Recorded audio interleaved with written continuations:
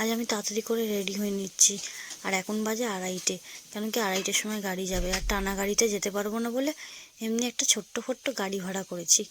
কেন কি ছেলেকে নিয়ে তো অনেক দূরে, গ্রাম এরিয়া বলতে গেলে আমার শ্বশুরবাড়িটা, তোমরা তো দেখেছো।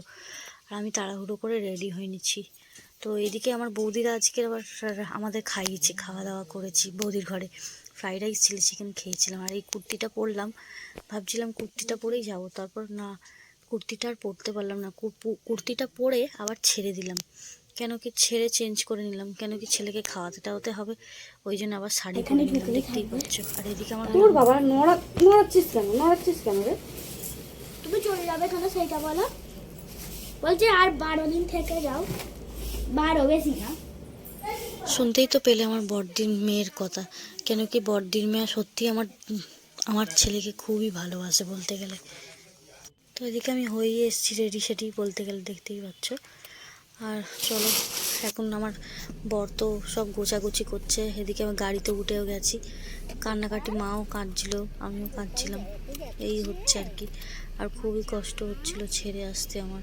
আমার ছেলের তো খুব আনন্দই হচ্ছে বলতে গেলে, নতুন জায়গায় যাবো। ওর গাড়ি ঘোড়া চড়তে খুব ভালোবাসে।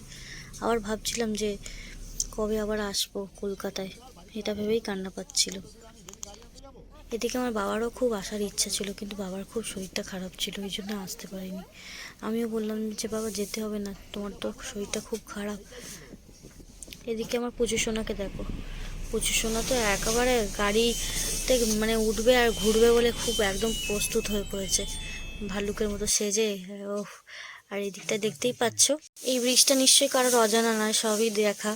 আর আমার তো খুবই ভালো লাগে এই ব্রিজ দিয়ে, যখনই আমি বাসে করে আসি তখনই, মানে শ্বশুরবাড়ি থেকে যাই তখনই এই ব্রিজটাই আমার চোখে পড়ে। আর খুব ভালো লাগে, মনে হচ্ছে না শেষই হয় না আর এই ব্রিজটাই থেকে যায় এরকম মনে হয়, খুবই ভালো লাগে ব্রিজটা। তো ফাইনালি বাড়ি চলেই এসেছি, তোমরা দেখতেই পাচ্ছ।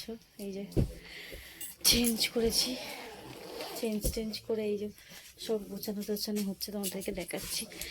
আনতে না আনতে জ্যাঠা শ্বশুরমশাই ব্ল্যাঙ্কেট, মানে পিসি শাশুড়ি কিনে দিয়েছিল, আনতে না আনতে পিসি শাশুড়ি ব্ল্যাঙ্কেট পাঠিয়ে দিয়েছিল জ্যাঠা শ্বশুরকে গোছানো হবে।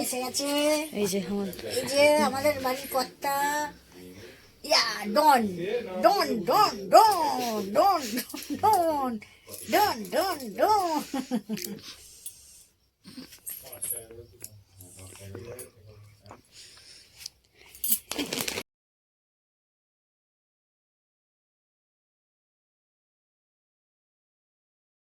চলো আজকে পর্যন্ত এইটুকুই, আসছে আবার নেক্সট ভিডিও। যারা ফেসবুক থেকে দেখছো তারা ফলো করে দিও, যারা ইউটিউব থেকে দেখছো তারা সাবস্ক্রাইব করে দিও।